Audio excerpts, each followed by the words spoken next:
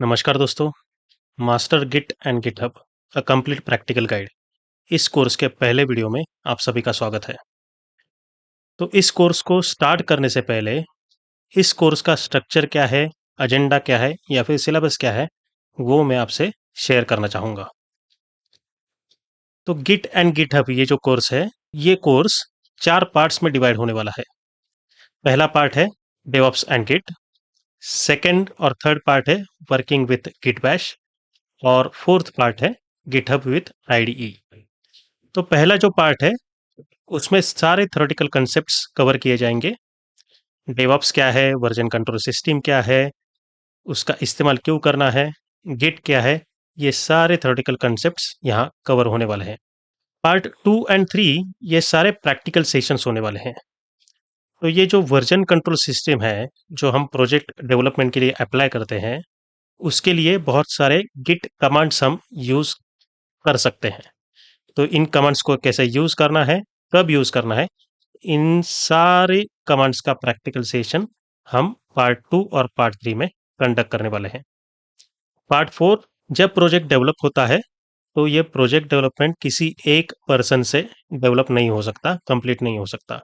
इसमें बहुत सारे स्टेक होल्डर्स इन्वॉल्व होते हैं। तो प्रोजेक्ट डेवलपमेंट जब हम करते हैं तो उसका डेटा हमें शेयर करना पड़ता है बाकी के स्टेक होल्डर्स के साथ।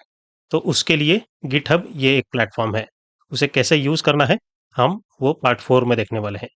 और प्रोजेक्ट डेवलपमेंट के लिए हम बहुत सारे आईडीई यूज़ कर सकते हैं, जैसे कि विजुअल स्टूडियो कोड हो गया, पाइचार्म हो गया। उनमें से कोई एक आईडीई हम इस कोर्स में देखने वाले हैं। तो चलिए हम स्टार्ट करते हैं part number 1 DevOps and git से। तो पार्ट नंबर 1 में आप देखोगे ये पार्ट भी 3 सेक्शंस में डिवाइड होने वाला है।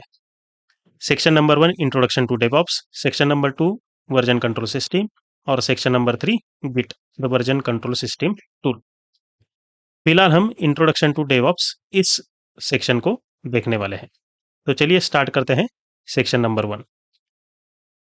अगर आप आईटी इंडस्ट्री में काम कर रहे हो या फिर कॉलेज में पढ़ रहे हो और स्पेशली आईटी एजुकेशन ले रहे हो, तो आपके प्रोफाइल से जुड़ा हुआ सबसे ज़रूरी काम है प्रोजेक्ट डेवलपमेंट या फिर प्रोजेक्ट मैनेजमेंट।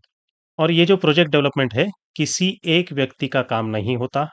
इसमें कई स्टेक होल्डर्स या फिर लोग जुड़े हुए होते हैं। यहाँ एक बिजनेस एनालिस्ट होता है जो क्लाइंट की रिक्वायरमेंट समझ लेता है।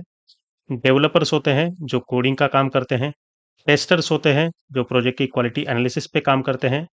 प्रोजेक्ट वर्कफ्लो ठीक से चल रहा है कि नहीं, कोई बग है या नहीं, ये सब चेक करते हैं। डेटाबेस एडमिनिस्ट्रेटर्स जो होते हैं वो डेटाबेस प्रिपेयर और मेंटेन करने का काम करते हैं। अगर मैं एक आसान सवाल आपसे पूछूं कि इस वक्त इंडस्ट्री में कौन सी नई टेक्नोलॉजी है, तो इसका जवाब आप जल्द से जल्द दे सकते हो डेवऑप्स, कि ये एक नई टेक्नोलॉजी है। आपका जवाब बिल्कुल सही है। लेकिन अगर आज की बात की जाए तो डेवऑप्स के बाद भी बहुत सारी टेक्नोलॉजीज है जो मार्केट में इम्प्लीमेंट हो चुकी हैं, जैसे कि DevSecOps, AI ops, platform engineering.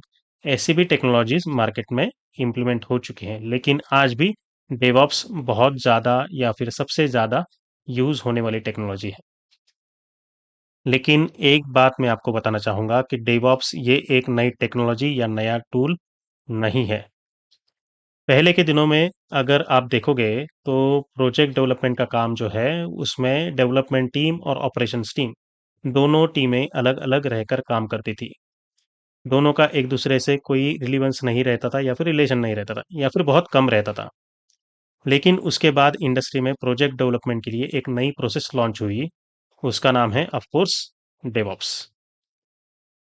So, DevOps is that new culture or process to develop, release, and maintenance of software application or project or product with higher quality and in a faster way. तो DevOps ये एक नई technology नहीं है, लेकिन ये एक नया कल्चर है, एक नई प्रोसेस है जो प्रोजेक्ट डेवलपमेंट के अलग-अलग कामों के लिए, जैसे कि डेवलपमेंट हो गया, रिलीज और सॉफ्टवेयर एप्लीकेशन के मेंटेनेंस के लिए काम आता है। और वो भी हाई क्वालिटी में और फास्टर वे में कंप्लीट किया जा सकता है। लेकिन जैसे-जैसे समय बीतते गया, वैसे आप देखोगे कि आजकल आईटी इंडस्ट्री में कस्टमर की जो रिक्वायरमेंट है, वो बहुत फास्ट हो चुकी है और हाई क्वालिटी की भी हो चुकी है।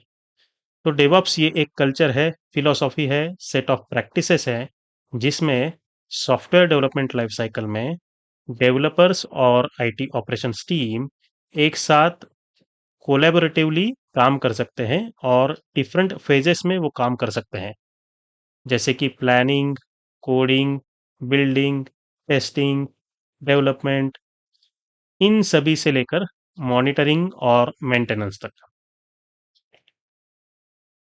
The beauty of DevOps is we can achieve the development using automation tools. तो आप ये भी पूछ सकते हो कि ऐसे कौन से ऑटोमेशन टूल्स हैं मार्केट में जो प्रोजेक्ट डेवलपमेंट के लिए यूज किए जाते हैं। तो इसके बारे में हम बाद में डिस्कस करेंगे, don't worry. It is the process of continuous development, continuous build, continuous test, release etcetera. तो अगर आप प्रोजेक्ट डेवलपमेंट या सॉफ्टवेयर डेवलपमेंट की बात करते हो, तो इसमें कई स्टेक होल्डर्स इन्वॉल्व होते हैं और इसमें कई फेजेस भी होते हैं, जैसे कि planning, requirement analysis, design, coding, testing etcetera.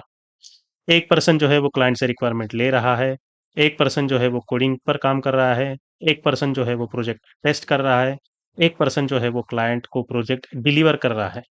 तो ये सारे प्रोसेस को कहा जाता है सॉफ्टवेयर लाइफ साइकिल, मतलब प्रोजेक्ट स्टार्ट होने से लेकर प्रोजेक्ट कंप्लीट होने तक। तो अगर आप सॉफ्टवेयर लाइफ साइकिल की बात कर रहे हो, तो इसमें दो तरह के इंजीनियर्स काम करते हैं। पहला ग्रुप है डेवलपमेंट ग्रुप और दूसरा ग्रुप है नॉन डेवलपमेंट ग्रुप, या फिर ऑपरेशंस ग्रुप, या फिर एडमिनिस्ट्रेटर्स ग्रुप। तो इन दोनों ग्रुप से हम ये कह सकते हैं कि DevOps is a combination of development and operations. तो ये जो क्लासिफिकेशन है वो फिर से डिवाइड होता है स्मॉल सेट ऑफ ग्रुप्स में। The main objective of DevOps is to implement the collaboration between development and operations team. That's it. इस वीडियो में बस इतना ही। अगले वीडियो में हम जानेंगे कि ये जो डेवलपमेंट ग्रुप है और ऑपरेशंस ग्रुप है, उसमें और कौन सी प्रोफाइल्स या फिर small set of groups involve होते हैं। Thank you.